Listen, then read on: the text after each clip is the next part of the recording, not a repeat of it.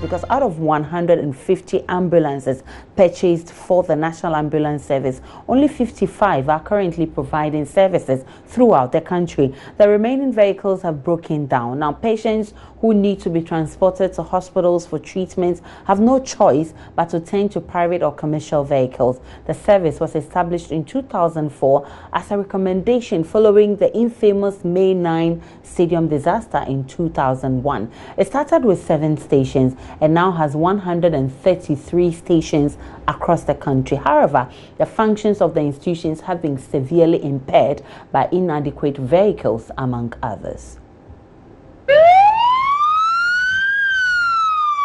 Established in the year 2004 as a recommendation following the infamous May 9 stadium disaster in 2001, the National Ambulance Service began operations with the core mandate to provide integrated, high-quality, pre-hospital emergency and medical care to all Ghanaians. Starting with 7 stations, the National Ambulance Service now has 133 stations across the country. However, the functions of the institution have been severely impaired by inadequate vehicles, among others. Out of the total of 150 ambulances, only 55 are currently providing services throughout the country. The rest either condemned or broken down. The National Ambulance Service was started in 2004. So from 7 stations, 3 in Greater Accra, 3 in Ashanti region, and 1 in Ngoko, we scaled up to the current 133 ambulance stations. The problem with the emergency service, which in Ghana is the National Ambulance Service, is that it is cost intensive. You need a lot of resources, you need a lot of commitment. In the training itself, you need a lot of resources, you need a lot of running ambulances. So, because the ambulances are almost always on the road, the ambulances don't last more than 5 years. So we buy brand new ambulances, we put them on the road, they are moving, they are having their regular maintenance services, but within 5 years, then they have run their useful lifespan. So that, technically speaking, every 5 years we are having new ambulances to augment the old one, where you can refurbish some of them and then use them for different issues. There are some that you can just use for patient transport, where the patient is not critically ill. You can transfer patients from one hospital to another hospital when they are stabilized. So we are calling on everybody to really come to the aid of the ambulance service, so that together we can improve and enhance the emergency medical system for the country. This will improve on mortalities and morbidities due to disasters and all kinds of emergencies. Officials say since 2012, the ambulance service is yet to witness any major retooling in their vehicular capacity, a component which is at the core of the task. The current NPP administration has promised to revamp the service with some 275 ambulances, but this is yet to materialize. Urgent attention will have to be given to the ambulance service if the purpose for its establishment is to be achieved in full. Officials say in 2012, the ambulance service is yet to witness any major retooling in their vehicular capacity, a component which is at the core of their task. All right, so joining me in the studio is Head of Operations at the National Ambulance Service, Foster Anson Bridjan. You're welcome on the post. Very refreshing to see you. But how come only 65 ambulances are working in all the numerous stations we have across the country? How did we get here? Yeah, thank you very much. And my greetings to your cherished viewers. As you heard my Deputy CEO saying, the National Ambulance Service acquired the new ambulances in early 2012, which is over 5 years now. And as he said, because of the kind of job that we do, the ambulances are on the road 24 hours, 7 days in a week. For that matter, by 5 years' time, we are expected to have new set of ambulances.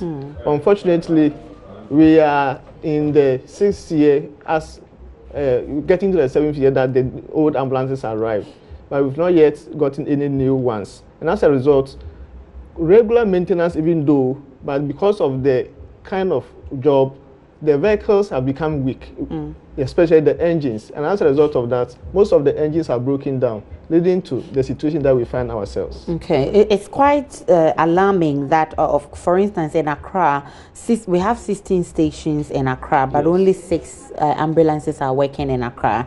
And in Ashanti region, we have 17 stations, but only 3 ambulances are working in the Ashanti region.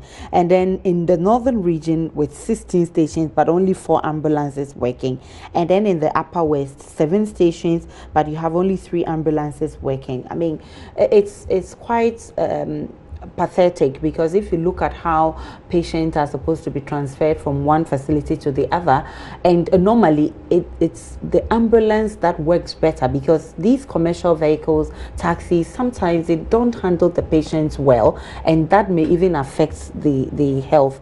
So how are you dealing with this? Have you contacted the Ministry of Health, Ghana Health Service? What responses are you getting to resolve this issue? Yeah, thank you very much.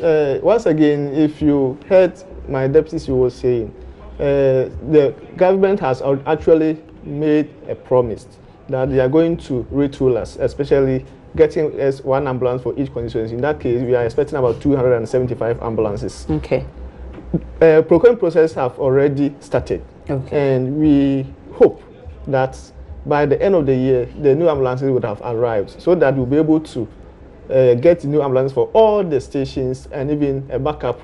And another thing is that we expect to be expanding to all the districts, and even, some of the districts are very large, and you can't even have only 1 ambulance working in such districts. You need to have some of the ambulances in sub-districts, bigger towns within the district, so that we'll be able to improve on our response time. Because if you have only 1 ambulance in the whole district, and one ambulance will have to travel back 100 kilometers before responding to an emergency, such a case, it means they are going to have a very long time before they get to where the patient is. So when we get enough of the ambulances, and even within the district, 2 or 3 ambulances are working, in that case, our response time becomes very short, and we are able to get to the patients on time, and then do whatever we are supposed to do, the intervention that we need to provide, and then send the patient to the hospital. Okay. So we hope that by the end of the year, the new ambulance would have arrived to enable us to work There are also concerns. There are also concerns that even the 65 ambulances that are currently operating, some of them are not fit for purpose. Why am I saying this? The explanation is that there are some of the ambulances that do not have the necessary equipment.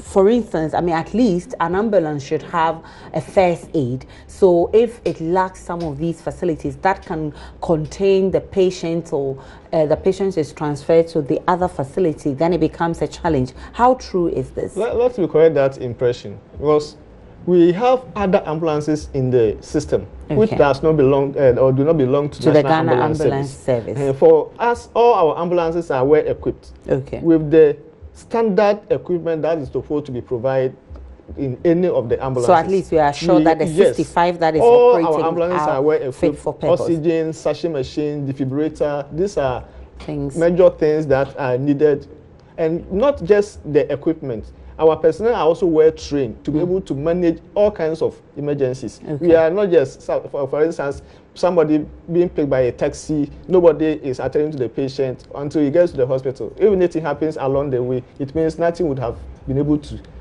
do for the person. But we have personnel who are well trained to be able to do that. And as I speak to you now, whilst efforts are being made to get the ambulances in place, people are also being recruited. Youth of the country are being recruited to be trained, so that, because the training also takes about a year to be complete. So whilst the ambulances are being procured, personnel are also being trained, so that by the time they finish their training, the ambulance would have also arrived, so that together we'll be able to expand and then care for the people of Ghana. I know that there's a National Ambulance Service Bill in Parliament, which, if passed into law, is supposed to aid your work. Do you know at which stage this is in Parliament, and how will this aid the National Ambulance Services Actually, what I know is that previous governments were supposed to take it to Parliament for them to deliberate on it and then pass the bill. Unfortunately, because of change of governments, the new government will also have to look into the entire document again, or the entire bill again. So now it's again come back to cabinet for them to actually review the whole bill and to ensure that they are ready to send it back to Parliament before they can work on. So it's not even in Parliament, Not it's yet. back to Cabinet, so it's now getting ready to go to Yes. Parliament. But let's look at how this can help deal with our situation. What can the bill, when passed into law, what are some of the good things, or what are some of the things, changes we'll be seeing in the service? What I believe in is that it is going to put certain structures in place for the National Ambulance Service in terms of some form of autonomy to be able to deal with certain issues in terms of even getting a dedicated source of funding, which is a major concern. Because if you don't have any dedicated source of funding, then it becomes a challenge because the cost of maintaining the ambulances are very, very high. You see, because of the kind of work that we do, you need a dedicated source of funding to be able to maintain the ambulances, making sure that servicing times are on course, the planned preventive maintenance schedules are on course. You are able to work on the ambulances at any point in time. When any of them breaks down, you have money to buy spare parts and everything, so that all the time the ambulances are working. So one major thing is having a dedicated source of funding. And what I believe that if the bill is passed, then that channel will definitely be put in place so that we will be able to get a dedicated source of funding to be able to maintain the ambulances. So whilst we wait for the government to bring in the ambulances, at least we've been assured that by the end of the year, we're going to have 275 ambulances for each constituency. But in the interim, how are you managing with the 55 ambulances that are currently available? Yeah, actually, though we say 55, but it's not static.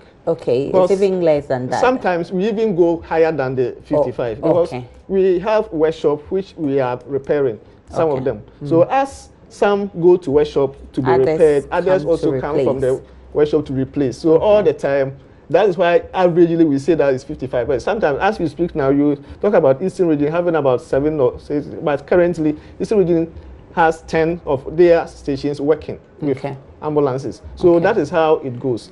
We are doing our best to ensure that what is available now, we are able to maintain them to ensure that operations continues until the new ambulances are right. But are there times that your hands are tied? For instance, in the northern region, if you have 16 stations and only 4 of the ambulances are working, I mean, sometimes I can foresee a challenge because for you. You will not be able to meet all the cases that you are supposed to respond to. Because if a whole district's ambulance is broken down and you have only few working, it means when there is any case in that district, it will be difficult for you to respond. That is some of the challenges that we are facing now. All right. So we're hoping that by the end of the year, as promised by government, we'll be getting all the 275 ambulances to complement your work. Foster Anson Bridjan is Head of Operations at the National Ambulances Service. Thank you very much for your time this afternoon. Welcome. I'm also grateful for the opportunity. Sure, of course. And we'll be monitoring how government delivers on its promise. Bye.